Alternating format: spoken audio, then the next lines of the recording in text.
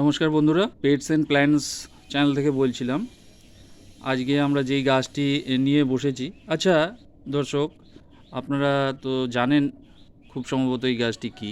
বলুন তো এই গাছটির নাম কি? হ্যাঁ, ঠিকই ধরেছেন, এই গাছটি হচ্ছে টেকোমা প্ল্যান্টস। বাংলায় এটিকে চন্দ্রপ্রভা বলে আমরা জেনে থাকি। ডিফারেন্ট ভ্যারাইটিস অফ চন্দ্রপ্রভা বা টেকোমা যাই বলুন না কেন হয়ে থাকে। এটি একটি ভ্যারাইটি, এটি একটি কালার। এছাড়াও বিভিন্ন কালারের হয়, অনেক সময় এটা হলুদ রং জেনারেলি সমস্ত জায়গাতেই আমরা দেখতে পাই। এছাড়া ব্লু কালারেরও হয়, স্কাই কালারেরও অ্যাভেলেবেল হয়। তো এটি খুব কমন ভ্যারাইটি। এটি মাস তিনেক আগে আমরা পারচেস করেছিলাম আমাদের একটি ছোট্ট নার্সারি থেকে। দাম নিয়েছিল 50 টাকা। আপনারা ফুটপাতে যে সমস্ত দোকানে চারা গাছ বিক্রি হয় অথবা নার্সারি থেকে আপনারা এটি সংগ্রহ করতে পারেন। দাম পড়বে ম্যাক্সিমাম 70 টাকার মধ্যে। খুব হার্ডি প্ল্যান্ট এবং পার্মানেন্ট প্ল্যান্ট। যারা ছাদে বাগান করবেন অথবা ফ্ল্যাটের ছোট্ট জায়গায় ছোট্ট বারান্দায় বাগান করতে শুরু করতে ইচ্ছুক, তাদের জন্য এটি একটি প্ল্যান্ট, যে প্ল্যান্টটি আপনারা খুব সহজেই প্রতিস্থাপন করতে পারেন। পরিচর্যার বিশেষ কোনো প্রয়োজন নেই প্ল্যান্টটিতে। আমরা মাস তিনেক আগে যেরকমটা বলছিলাম এটা কিনেছিলাম। এখন দেখছেন কতটা বড় হয়েছে গাছটি এবং ভুসি হয়েছে এবং ফুলও ফুটেছে এবং আর কিছুদিন পর হয়তো পুরোটাই ভরে যাবে, কারণ দেখতেই পাচ্ছেন এখানে নতুন নতুন ফ্লাওয়ারের যে এগুলো আছে সেগুলো বেরিয়ে এসছে। প্রথমে সয়েল নিয়ে বলবো। সয়েলের জন্য 70% আপনারা গার্ডেন সয়েল নেবেন, 30% বা 20% মতো, 30% যেটা কনস্ট্রাকশনের বালি আছে সেটা নেবেন। সাথে একটু যদি চান আপনারা সর্ষের খোল দিয়ে দিতে পারেন। তবে আমরা ভার্মি কম্পোস্টটা ইউজ করতে বলবো না, কারণ ওর মধ্যে অনেক সময় ডিম অথবা লার্ভা থাকে। ফ্ল্যাটের ভেতরে যারা গাছ করবেন বা ছাদে যারা গাছ করবেন, অনেক সময় দেখা যায় ডিম থেকে কেঁচো হয়ে যায়। সেক্ষেত্রে কিন্তু পোকামাকড়ের উপদ্রব হতে পারে আপনাদের বারান্দা বা ছাদে। সেক্ষেত্রে ভার্মি কম্পোস্ট আমরা ইউজ করি না। সর্ষে খোলটা জল দিয়ে ভিজিয়ে আপনারা ইউজ করতে পারেন। আর ডাইরেক্টলি আপনারা সর্ষে খোল, সেটা কিন্তু অনলাইনেও আজকাল অ্যাভেলেবেল আছে, ওখান থেকেও পারচেস করতে পারেন। আর বলবো যে টবটা আমরা নিয়েছি সেটা হচ্ছে 8 ইঞ্চি টব। খুব ছোট্ট টব নয়, তবু মোটামুটি একটা সাইজের টব। এটা ড্রেনেজ ব্যবস্থাটা আপনাকে ভালো রাখতে হবে।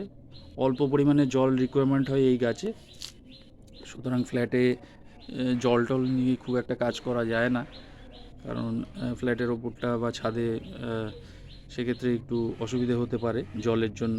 তাই জন্য এটা মাঝে মাঝে জল দিলেই হয়ে যাবে। যখন দেখবেন মাটিটা, উপরের মাটিটা শুকিয়ে এসছে, 200 ml থেকে 300 ml জল দিয়ে দেবেন, যেটা টবের মধ্যেই অ্যাবজর্ব হয়ে যাবে। তবে চেষ্টা করবেন নিচের ড্রেনেজটা যেন ভালো থাকে, তাতে করে যদি ছাদের উপরে থাকে সেক্ষেত্রে আপনারা ছাদে বৃষ্টির জল পেলেও টব ভরে গেলে সেক্ষেত্রে জলটা যেন ড্রেনেজ ঠিকঠাক মতো হয়ে যায়। 3 মাসের মধ্যে এটা ফ্লাওয়ারিং করছে। আমরা মেনলি বলবো যে এখানে যেগুলো আমরা ইনঅর্গ্যানিক ফার্টিলাইজার ইউজ করেছি সেগুলো হচ্ছে এনপিকে, মাইক্রোনিউট্রিয়েন্ট খানিকটা ইউজ করেছি, যেরকম আমরা বলে থাকি। ডেসক্রিপশন বক্সেও আমরা দিয়ে দেবো কতটা কী পরিমাণ আমরা কতদিন অন্তর অন্তর ইউজ করেছি। খুব সহজেই আমরা এই গাছটা প্রতিস্থাপন করার পর ফুল পেয়ে গেছি, এবং আপনারাও চেষ্টা করলে এরকম ফুল আপনাদের গাছে পেতে পারেন। এই ধরনের টেকোমা প্ল্যান্ট যদি আপনারা প্রতিস্থাপন করেন আপনাদের ছাদ বাগানে অথবা বারান্দার যে কোনো নুক অ্যান্ড কর্নারে।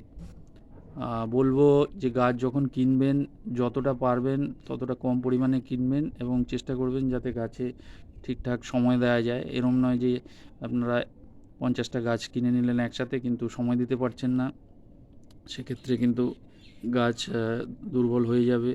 এবং ছাদে যদি গাছ থাকে, অনেক সময় আমরা লক্ষ্য করেছি যে ছাদে ওঠা হয় না, হয়তো 2-3 দিন অন্তর অন্তর ওঠা হয়। সেক্ষেত্রে যদি গাছকে সময় না দেওয়া হয় তাহলে কিন্তু গাছ কিন্তু ঢলে পড়তে পারে এবং ঝিমিয়েও পড়তে পারে। সেক্ষেত্রে গাছ নাও বেঁচে থাকতে পারে। আপনারা চেষ্টা করবেন গাছকে সময় দেওয়ার। সেক্ষেত্রে বলবো যে যতটা কম পরিমাণে আপনারা সময় দেবেন সেই হিসেবেই আপনারা গাছটা পারচেস করবেন। 2 থেকে 3টে ইনিশিয়ালি স্টার্ট করুন, তারপর যদি সময় অ্যাভেলেবেল হয় তাহলে সেই বুঝে আপনারা সেটাকে বাড়াতে পারবেন গাছগুলোকে।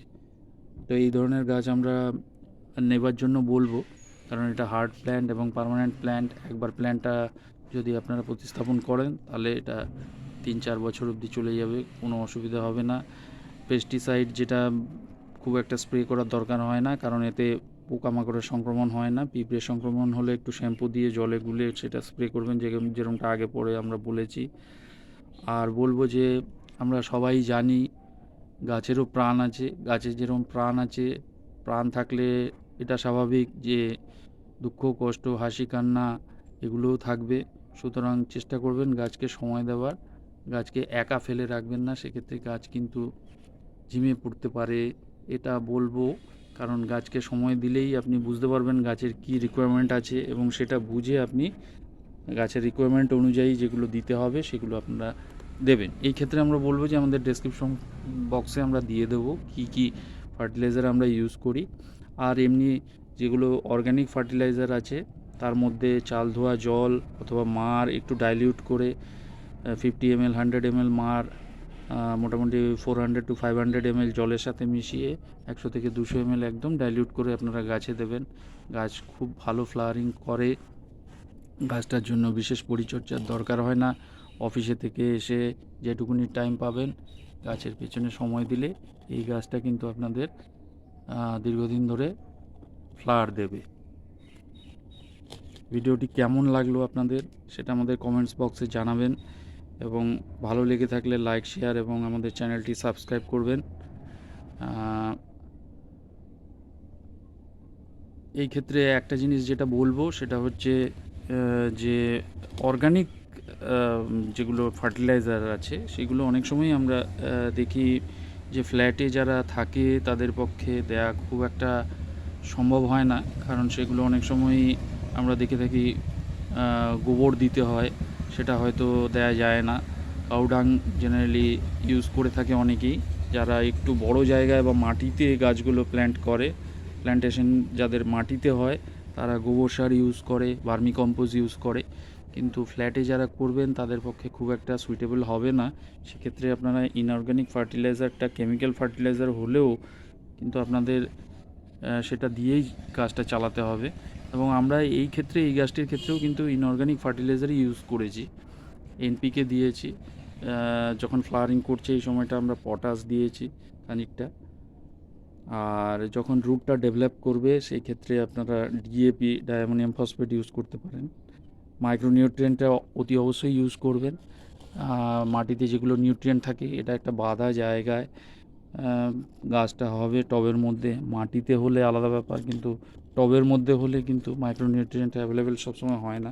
সেক্ষেত্রে মাইক্রোনিউট্রিয়েন্টের গ্র্যানিউলস 10 থেকে 12টা অথবা লিকুইড প্রিপারেশন মাইক্রোনিউট্রিয়েন্ট যদি ইউজ করে থাকেন তাহলে 1 লিটার জলের মধ্যে 2 to 3 ml দিয়ে তারপর 200 থেকে 300 ml আপনারা এর মধ্যে দিয়ে গাছটাকে মাইক্রোনিউট্রিয়েন্ট মাটিতে অথবা গাছের বডিতে স্প্রে করতে পারেন।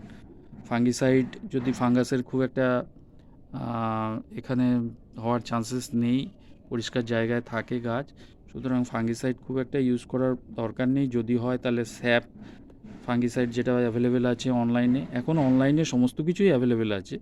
অনলাইনে ইভেন চারা গাছও পাওয়া যায়।